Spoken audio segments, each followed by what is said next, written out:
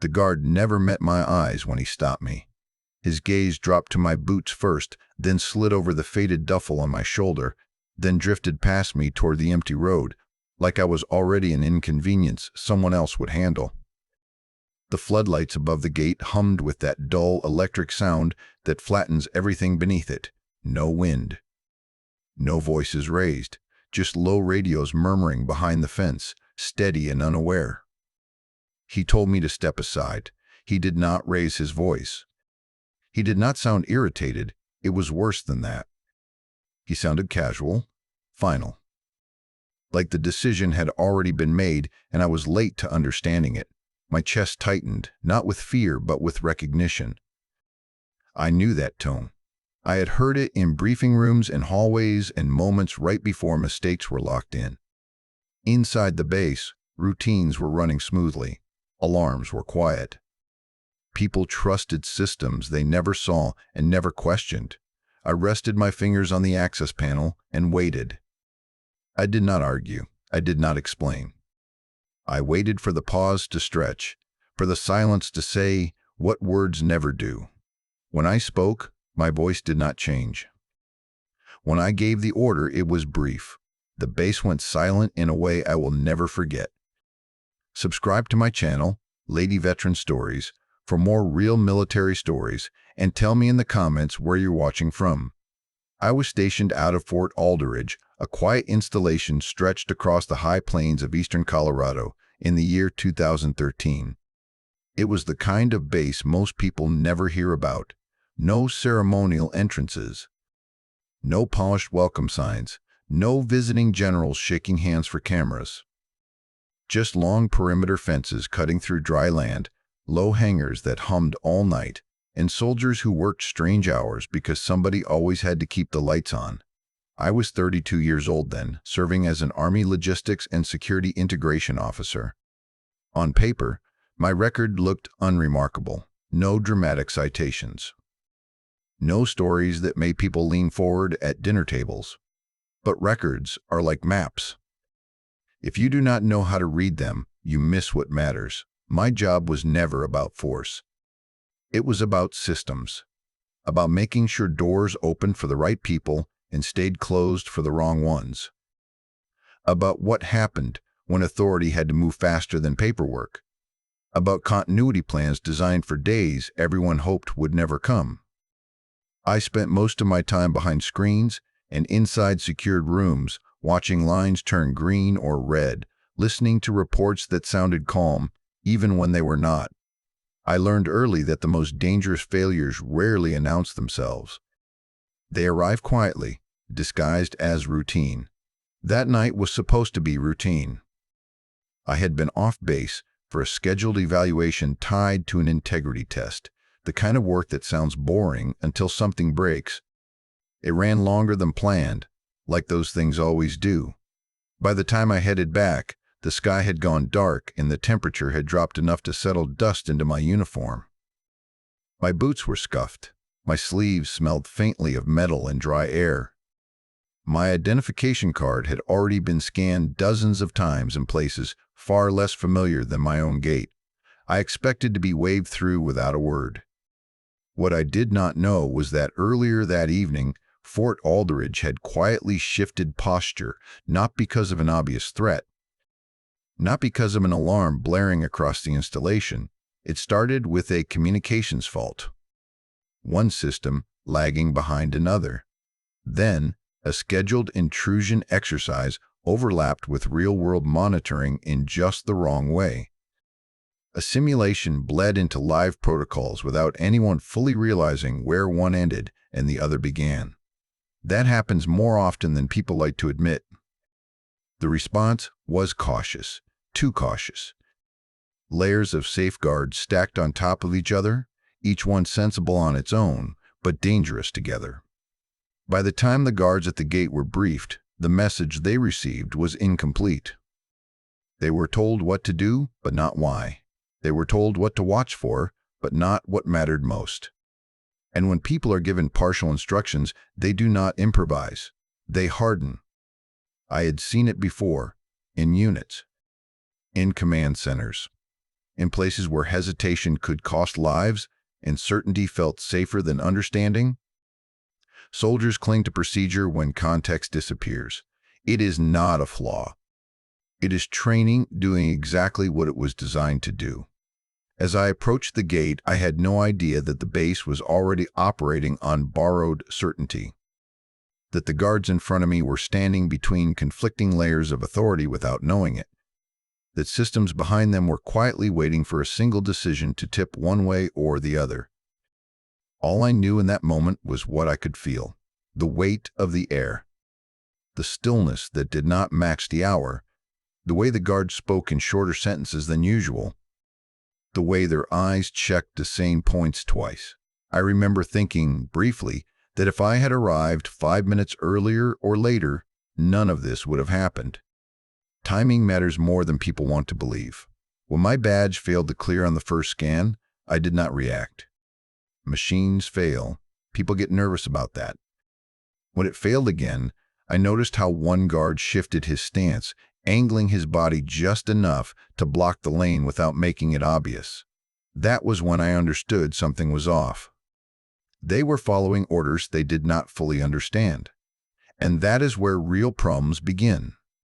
The first thing that felt wrong was the stillness. Gates are never truly quiet, not even in the middle of the night. Someone is always joking to stay awake, complaining about the cold, arguing over whose turn it is to make coffee. That night, there was none of that. The guards moved exactly the way they were supposed to, every step by the book, but without ease. Their radios stayed close to their mouths, like they were afraid to miss something if they lowered them even for a second. Every response was short, precise, controlled. When my badge failed on the first scan, I did not react. Systems glitch, readers lag, cards wear down. Anyone who has worked long enough around secured access learns not to take it personally. I kept my hands visible and my posture neutral. I gave them space to reset without embarrassment. The reader chirped again on the second scan, the sound sharper this time, louder in the quiet. The light stayed red. That was when the senior guard stepped closer. He did not rush. He did not raise his voice. He moved the way people do when they are trying to be careful not to make a mistake they cannot undo. His body angled slightly, just enough to put himself between me and the lane without making it obvious. His hand hovered near his vest, not his weapon. That detail mattered. It told me he was not afraid of me. He was afraid of being wrong. I could see the calculation in his face. Not suspicion, responsibility. I told him my name and unit, steady and clear. No extra information. No defensiveness. I asked him to call the duty officer. He did not answer right away. That pause was small, barely noticeable, but it landed heavy. In that silence, I understood something important. Someone had told him not to escalate unless absolutely necessary. Someone higher up had warned them about false alarms, about tying up command with noise instead of certainty. The guard was stuck between following that guidance and trusting what was in front of him. People talk about hesitation like it is weakness. It is not. Hesitation is what happens when training collides with incomplete information. Behind the gate, I noticed movement stop. A patrol truck that had been rolling slowly along the inner road came to a halt. The driver turned his head toward us. Someone inside the base had noticed the delay. That meant systems were already flagging irregularities. Not alarms yet, just questions. The system was tightening. The junior guard shifted his weight from one foot to the other. His eyes flicked from my face to the badge reader and back again. He was younger. 19, maybe 20 years old. Old enough to carry a weapon. Young enough to still believe rules always fit the situation they were written for. I kept my voice low when I spoke again. I told them I understood their position. I told them they were doing exactly what they had been trained to do. That was not manipulation. It was the truth. People calm down when they know they are not being judged. The senior guard nodded once, almost imperceptibly. He glanced toward the guard shack, then back at me. His radio crackled with routine traffic, nothing urgent, which somehow made the moment feel heavier. Routine is dangerous when something is already off. He tried the reader a third time. Read again. That was the moment when procedure and instinct began to separate. I could see it in his shoulders, the way they tensed instead of settling. If he followed protocol to the letter, I would be detained, questioned, delayed. Nothing dramatic, nothing violent. Just enough time for the base to keep tightening without knowing why. If he escalated too early, he risked being wrong. Risked pulling command into something that might turn out to be nothing. Both options carried weight. I thought about the layers of systems behind him. Access control, internal alerts, continuity safeguards waiting quietly for confirmation. Most people imagine security as something loud, gates slamming shut, sirens screaming. In reality, the most critical moments happen in near silence, when data is incomplete and people have to decide whether to trust it anyway. The senior guard finally spoke into his radio, asking for guidance without using my name. His words were careful, stripped of emotion. I watched the way his jaw tightened as he listened to the response. Whatever he heard did not make things clearer. That was when I knew this was no longer just about a badge reader or a gate. The system had reached that dangerous middle ground where no one feels authorized to act decisively, but everyone feels responsible for preventing disaster. I could feel the weight of that responsibility pressing in, not just on them, but on me too. I had spent years preparing for moments like this, not the dramatic ones people imagine, but these quiet intersections where authority, timing, and judgment collide. Where doing nothing feels safer, but doing nothing is exactly what allows failures to grow. I looked at the access panel again, at the secondary interface hidden beneath layers of routine use. I listened to the radios. I watched the guards breathe. The base was holding its breath too. And I knew that if no one acted soon, the system would decide for us. Doubt moves faster than fear. Fear is loud and obvious. Doubt is quiet, and it settles into people before they realize it is there. I could see it working across their faces, subtle but undeniable. Two soldiers standing at a gate, caught between what they had been told to do and what their instincts were quietly arguing against. They had their orders. They also had me in front of them, a woman who did not fit the shape of the threat they had been warned to expect. That contradiction mattered more than either of us wanted to admit. I knew what not to do. I could have raised my voice. I could have leaned on rank or demanded explanations. That kind of pressure feels powerful in the moment, but it hardens people instead of helping them think. It would have pushed them deeper into procedure, not closer to the truth. So I stayed still.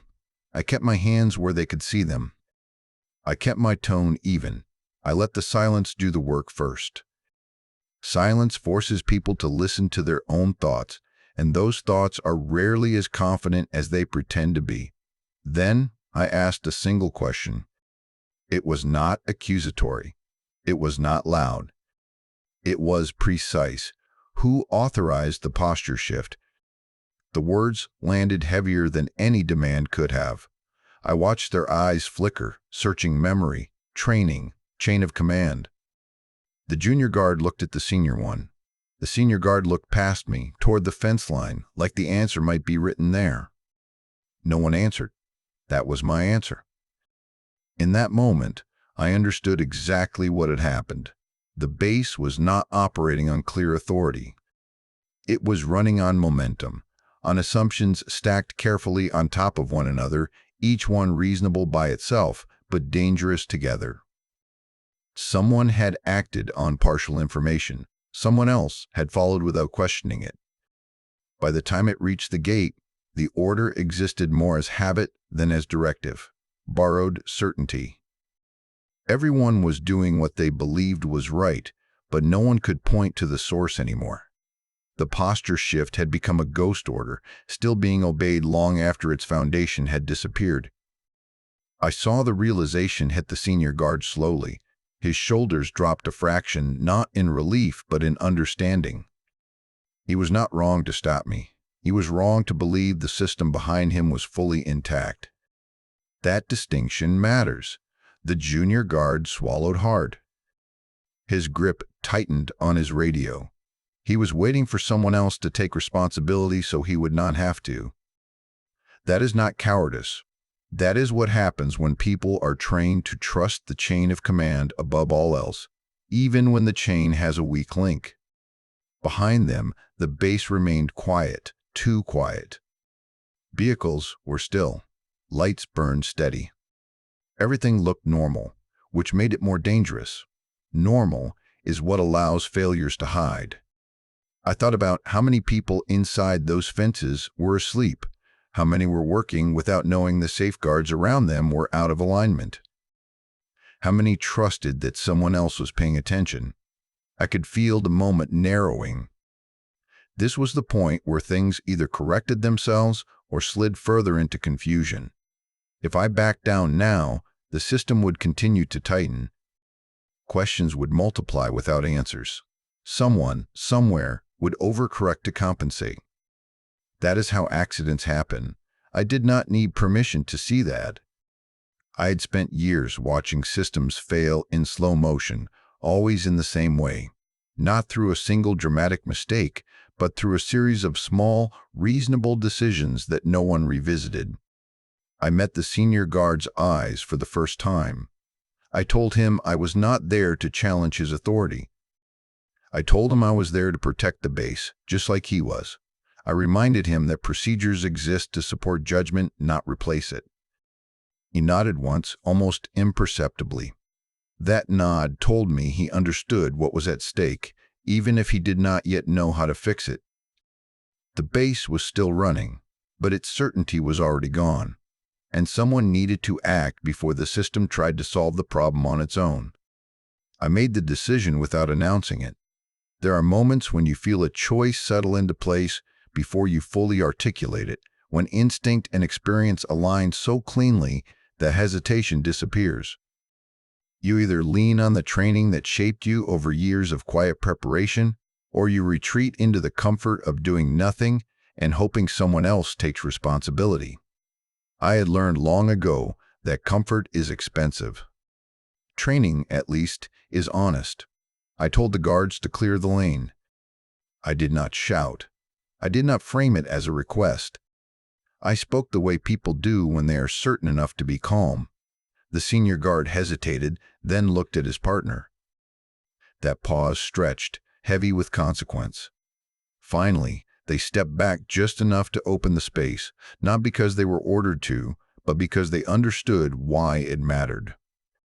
I told them to keep their radios open. That instruction grounded them. Radios mean connection. Connection means you are not alone in a decision. I watched their shoulders settle slightly as they adjusted their mics, anchoring themselves to the wider system. Then I told them not to move. That one surprised them. Movement feels like action. Stillness feels risky, but in moments like this, unnecessary motion creates noise. Noise hides truth. I needed everything exactly where it was so I could see the system clearly. I stepped forward alone. The access panel sat flush against the concrete barrier, scuffed from years of use. Most people only ever interact with the primary interface. Scan the badge. Watch the light, red or green. Simple, clean, safe. Beneath that surface, hidden behind layers of authorization and muscle memory, was the secondary access node. The one built for situations nobody likes to acknowledge. The one that only exists because someone, somewhere, once imagined everything else failing at the same time. Very few people ever learn it is there. Fewer still are trained to use it. I rested my thumb against the node and felt the slight vibration beneath the casing. The system recognized contact even before I applied pressure. That told me enough. It was listening. Waiting. I took a slow breath, not to steady myself, but to give the moment its due. I was aware of the guards behind me, of the fence stretching into darkness, of the base beyond, full of people who had no idea how close they were to inheriting someone else's mistake. This was not about proving anything. It was about preventing something worse. I spoke one sentence. I did not raise my voice. I did not explain. Explanation invites debate, and debate costs time.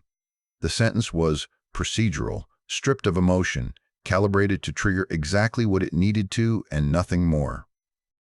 It did not sound dramatic. It was not meant to. The system responded before anyone around me did. I felt it more than I heard it.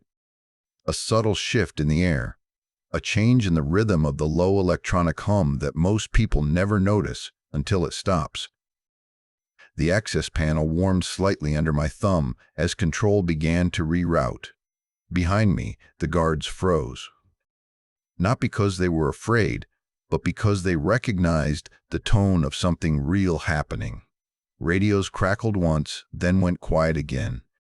No alarms, no shouting, just the sense that a boundary had been crossed cleanly, deliberately. I did not move my hand until the sequence completed. Interrupting a process halfway through is how systems break in irreversible ways. When the node finally went still, I stepped back and let my arm fall to my side. Only then did I turn to face the guards. I did not look for approval. I did not wait for reaction. I knew what I had done and why. Whether it was understood immediately did not matter. Understanding would come later, when there was time to breathe and review logs and explain decisions in rooms far from the gate. In that moment, all that mattered was that the system was no longer drifting. It had been forced to choose a direction. Sometimes leadership does not look like command. Sometimes it looks like a single, quiet action taken at exactly the right moment, with full awareness of the cost if you were wrong. I stood there, listening to the silence deepen, knowing there was no turning back. Whatever came next would belong to all of us. The silence that followed had weight to it, not the kind that comes from things stopping, but the kind that comes from things deciding. A radio cut off mid-sentence, the last word hanging unfinished in the air. The floodlights over the gate dimmed slightly, shifting to emergency levels that softened edges and deepened shadows. Inside the fence, a patrol vehicle rolled to a stop exactly where it was, engine still running, wheels straight, like it had been told to wait. I felt the change more than I heard it. The background hum of systems I had lived with for years altered its rhythm, subtle but unmistakable. Control was moving. Not disappearing, transferring. Inside the base, every system that actually mattered had just changed hands. I stood where I was, listening to my own breathing, slow and steady, louder now that everything else had gone quiet. This was the moment nobody talks about in training, the space between action and confirmation, the stretch of time where you replay the decision you just made, not emotionally, but mechanically, checking each step for cracks. I asked myself the questions I had learned to ask long ago. Had I misread the posture? Had I missed a signal? Had I acted one step too soon or one step too late?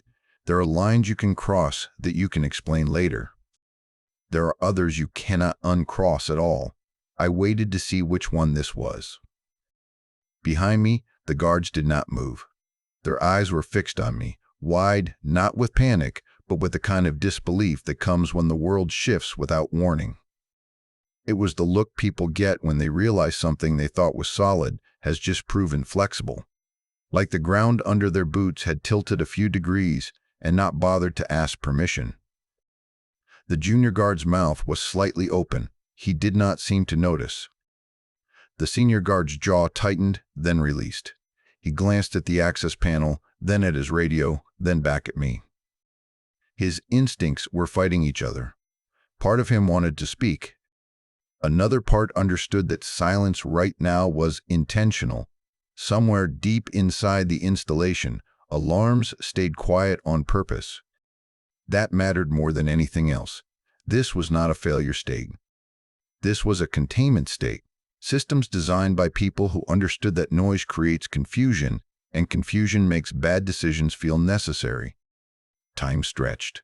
I thought about the people inside the base who had no idea what had just happened. Pilots finishing paperwork, maintenance crews halfway through checks, analysts staring at screens that still look normal. They trusted that someone else was watching the edges for them. That trust is fragile.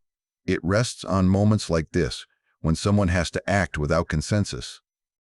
A voice finally broke the silence, faint and distant, carried through a radio that had just come back online. It was calm, controlled, asking for status without urgency. That was a good sign. Urgency means panic. Calm means the system recognized what had happened and was adjusting. The senior guard answered, his voice steady but tight. He did not embellish. He did not apologize. He reported exactly what he saw. That told me he had already shifted from confusion to responsibility. Whatever else happened, he would own his part of it. I exhaled slowly. The lights held at emergency level, not dropping further, not returning yet, holding. The base was waiting, just like we were. I felt the familiar weight settle into my shoulders. The cost of making a decision that cannot be shared evenly. When things go right, no one notices. When they go wrong, one name gets remembered. I had made peace with that years ago. The junior guard finally blinked and swallowed. His grip tightened on his radio, then loosened. He was learning something in real time, something training manuals never quite capture. That authority does not always announce itself. Sometimes it arrives quietly and asks everyone else to catch up. Another radio crackled. This one closer, clearer. Instructions began to move through the system in measured tones. Lanes were reassigned. Checkpoints confirmed. Internal control acknowledged. The base was waking up to what had already happened. I stayed still until I was told to move. That mattered. Acting too soon now would look like uncertainty. Confidence in moments like this is often nothing more than patience. When the senior guard finally nodded just once, it was not approval. It was acknowledgement. He understood that whatever consequences followed, this moment would be reviewed, dissected, and archived. Logs would be pulled, decisions traced. But right now, the immediate danger had been avoided. The system had chosen stability. I looked past the gate, into the dimmed lights and quiet roads, and felt the strange calm that comes after pressure releases, not relief. Not pride, just awareness. The base had gone silent so it could listen. And for the first time that night, I knew it was hearing the right things. The duty officer arrived at a run, boots striking the pavement hard enough to echo in the quiet. He was not angry. There was no flare of temper, no raised voice carried by adrenaline. His face was set in the way I had seen before, focused and stripped down to function. The kind of expression people wear when they already know time matters and emotion does not help. He took in the scene in seconds. His eyes went first to the access panel, still warm from recent use, then to me. Then to the guards, frozen in positions that told the story without words. He did not ask who I was. He did not demand explanations. He did not question why the lane was clear or why the lights were dimmed. He understood. He lifted his radio and began issuing orders, calm and precise. Each one landed exactly where it needed to, like pieces clicking back into place. Internal control confirmed.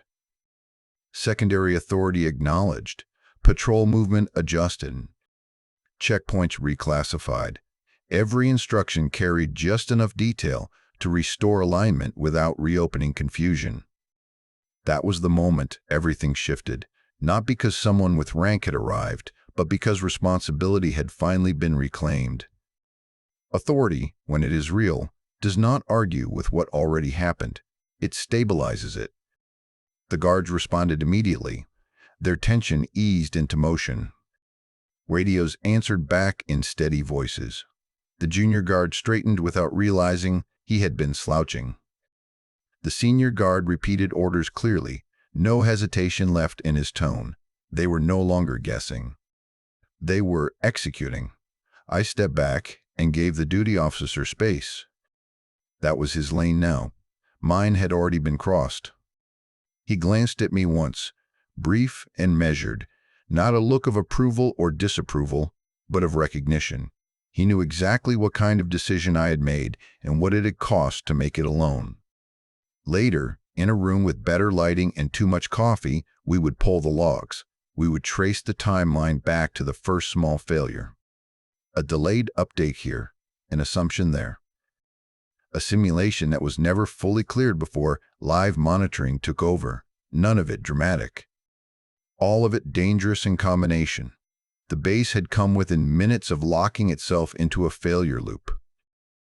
A state where automated safeguards reinforce each other instead of correcting, tightening posture without new input, closing pathways that should remain open. Once systems reach that point, reversing them becomes slow, messy, and risky. That night, we stopped just short of it. No fences were breached. No weapons were raised. No alarms screamed across the installation. People slept through it. Others worked their shifts without knowing how close routine had come to collapsing into something else. That is how prevention usually looks. The duty officer finished issuing his last instruction and finally exhaled. I saw it in the slight drop of his shoulders. He turned to me then, voice low enough that only I could hear it. He did not thank me. He did not reprimand me.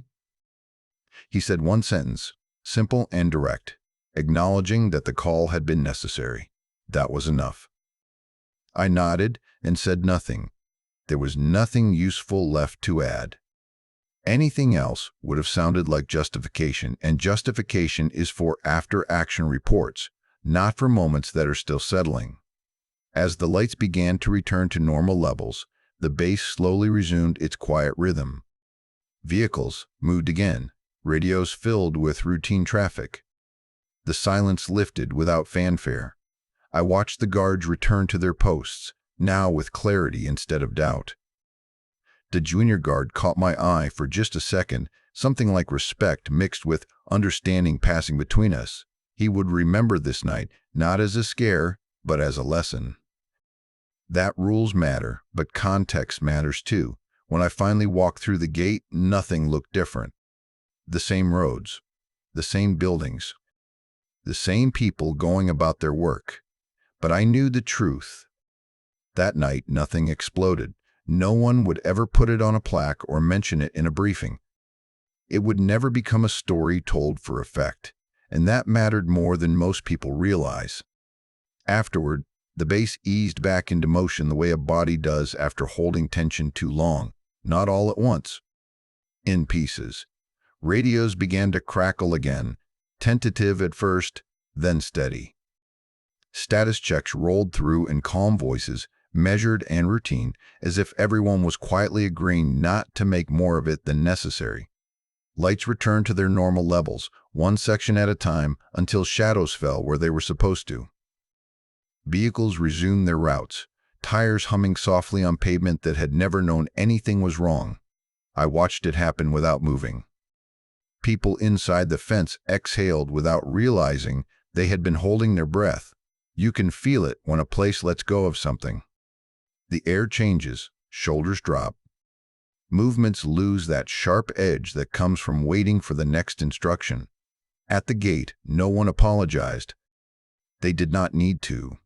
The senior guard adjusted his stance, rolling his shoulders once like he was loosening a knot he had been carrying since before I arrived.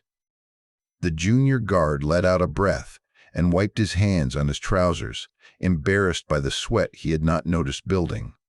Their faces were different now. Not relaxed, not smiling, but settled. They understood what had happened, even if they would never put it into words. Relief does not always look like gratitude. Sometimes it looks like quiet acceptance.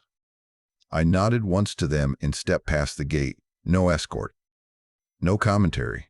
Just a clean passage through, the way it should have been all along. The barrier slid closed behind me with a familiar mechanical sound, And that was that. I walked inside like I always did, past fences that hummed faintly with current, past pools of light cast by tall poles that made long shadows stretch across empty stretches of road, past buildings with windows still lit, where people worked late into the night on tasks that felt important because someone had told them they were. They would never know how close routine had come to turning into something else. They would never know how thin the line had been between normal and escalation, and that was the point. I passed a maintenance crew loading equipment back into a truck, laughing quietly about something unrelated. I passed a pair of soldiers leaning against a wall, sharing a thermos, arguing about music. I passed a runner moving at an easy pace along the perimeter road, earbuds in, trusting the world around him to stay predictable. I did not interrupt any of it. That is the strange thing about moments like this.